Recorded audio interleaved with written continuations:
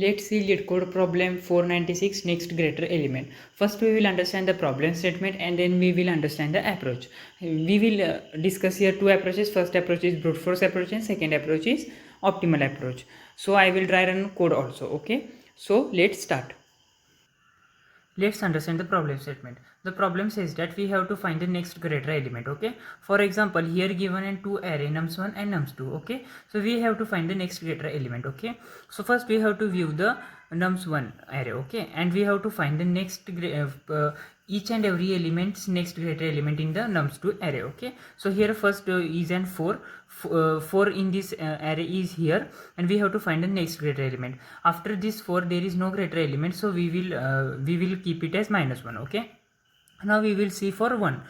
After one element in this nums2 array, we have to find the next greater element.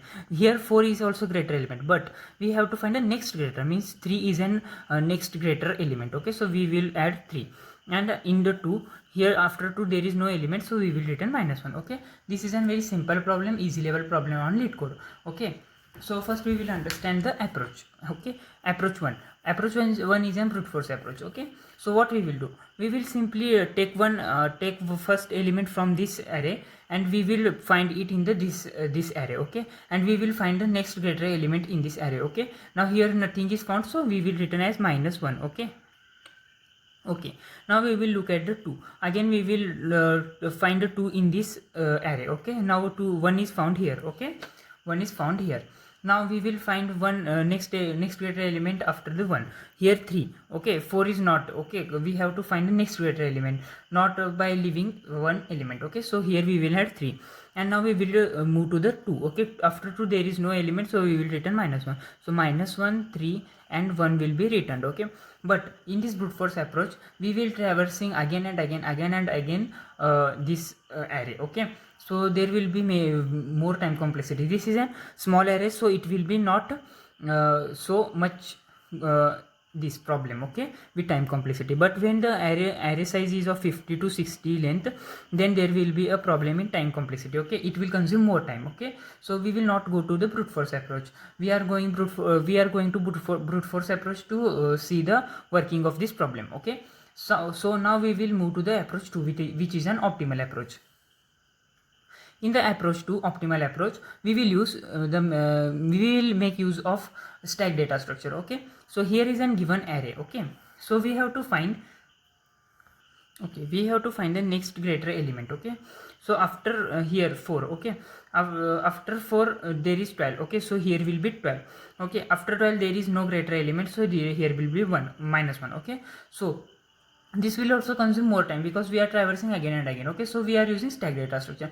What we will do here, main approach is that we have to traverse this array from the last. Okay, from this last. Okay, so what we will do, we will push from the last elements in the stack. Okay, so here we will push the 6th element in the stack. Okay, 6 is pushed in the stack. At the starting stack was empty, so we will make here -1. Okay, because stack is empty, then we have to make the -1. Okay, so now what we will do, we will push the 4 element in the stack. Okay, first we will while pushing we will check that the peak element of this stack is greater than the this element which we are pushing.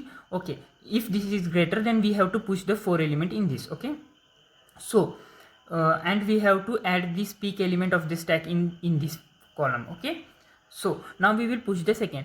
Now again we will see here peak element of stack is greater than the pushing element, then 4 is greater than 2, so 2 will be also pushed in the stack, and 4 peak element of the stack will be stored here. Okay, so now again 1 will be pushed here because 2 is greater, and 2 will be here. Okay, and now 3 here condition will check 3 is greater than 3 is less than the peak element of stack. Sorry, 1. No, here is no. Okay, so what we will do, simply we will pop this element. Again we will check here 3 is less than 2. No, again we will pop the 2. Okay, now we will check 3 is less than 4. Yes, then we will put this peak element of this stack in this column. Okay, so 4 will be here and 3 will be pushed in this stack. Okay, now we will come to the 5. Okay, now we will compare 5 is less than 3 peak element of stack. No, Now we will pop this 3. Now we will check 5 is less than 4. No. Now we will pop this 4 element. Okay, now we will compare 5 is less than 6. Yes, then we will put this 6 in this array, and we will push the 5 into this stack. Okay, so you can see that this stack is following an one rule, which is an ascending order. Okay, so here top peak element is the smallest and the last element of the stack. Okay, this works on LIFO structure. Okay, last in first out. Okay, so now what we will do, we will push the 3. 3 is less than 5 peak element of stack, so 3 will be pushed and 5 will be here. Okay, now 12. When 12 will come, 12 will compare to 3. 3 is less than 12, 5 is also less than 12, 6 is also less than 12. When the stack is empty, what I have told at starting, while pushing the 6, stack is empty, so we return -1. Okay, so now stack is empty at the 12. Okay, now we will return -1 in this column. Okay, now we will push the 12 in this element. Okay, in this stack. Now we will go to the 4. While pushing the 4 in this stack, 4 is less than 12, so 4 is also pushed in this stack, and 4 is pushed in this stack, and 12 will be stored in this, 12 will be returned. Okay, so this is a very easy approach. So I hope that you will understand this approach, and let's go on Leetcode screen. Let's see the code. Similarly, you can perform this to find the next greater elements from this array. Okay, so I hope that you understand this approach by using stack. Okay, we are consecutively pushing in the stack, and we are comparing, and we are popping from the stack and pushing in this new stack. Okay, new array. Okay, if you not understand this approach, then watch this video 2 to 3 times, then you will definitely understand this approach. Okay, so let's see the code. So first we will check that any one of the array from nums1 and nums2 is length of 0, means contains no elements or no. So if nums1 dot length equal to 0, or nums2 dot length equal to 0. If it is equal to 0, then we have to return 0. Okay, so return new, it means return new array of size 0, means nothing will be returned. Okay, so we will create one hash map integer to store the values in this, means -1 or next greater element.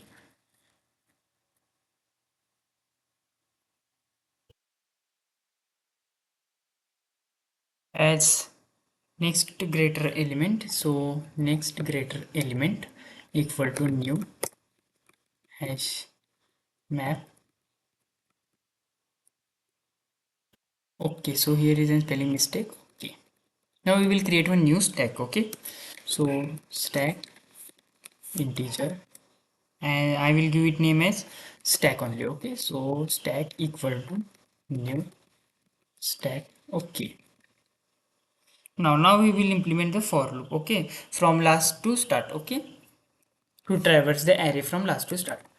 In I equal to nums2 dot length -2, I should be greater than equal to 0, and I decrement. Okay, now we will check if the pushing number is less than the peak element of stack. So if nums2 dot peak, sorry, here 2 is missing, nums2, sorry, here nums2 of I is less than stack dot peak. Sorry, if it is less than the stack dot peak, then we have to push into the stack. Okay, and we have to put it into the hash map. Okay, so putting into the hash map, new next greater element equal to, sorry, dot put nums2 of I and stack peak element. Okay, so stack dot peak. Okay, so and we have to push it into the stack. Okay, so stack dot push the nums2 of I. Okay, after the if and it will continue, so I will use continue. Okay, now we will implement the while loop. Okay, to check the stack is empty or and the peak element of the stack. Okay, so while while stack sorry stack is not empty and stack dot peak is less than nums2 of I. If it satisfies this condition, then we have to push it in, we have to pop the element from the stack. Okay, so stack dot pop. Okay, okay, now we will again use here if else structure. Okay, if the stack is empty, then we have to push element. Okay, so if stack dot is empty, then what we have to do, we have to push the element into the stack. Okay, so stack dot push nums2 of I, nums2 of I. Okay, and we have to add it into the hash map also. Okay, so uh, next greater element dot put nums of 2 of I. Okay, okay, and -1 as -1. Okay, so I hope that you understand the approach. By understanding the approach, you will understand the code. Okay, if you not understand the approach very well, then you will not understand this code. First clear the approach and first clear the problem statement, then you will understand this code. Okay, so we will write here else part. Else we have to put into the hash map that number and the peak element of the stack. Okay, so next greater element dot put nums2 of I comma and stack dot peak element. Okay, I hope that you are understanding, and we have to push the element into the stack, that number. Okay, so stack dot push nums2 of I. Okay, now after this for loop, we will again implement the for loop and get the numbers from the hash map. Okay, so for int I equal to 0, I should be less than nums1 of length and I increment. Okay, so we will get elements from the hash map. Okay, so nums1 of I into this array. Okay, so we are not creating new array, we are traversing those elements from the hash map into this existing array. Okay, so equal to next greater element dot get nums of 1 I. Okay, okay, and simply we have to return, sorry, okay, now simply we have to return the nums1 array. Okay, so return nums1 array. Okay, so let's compile the code.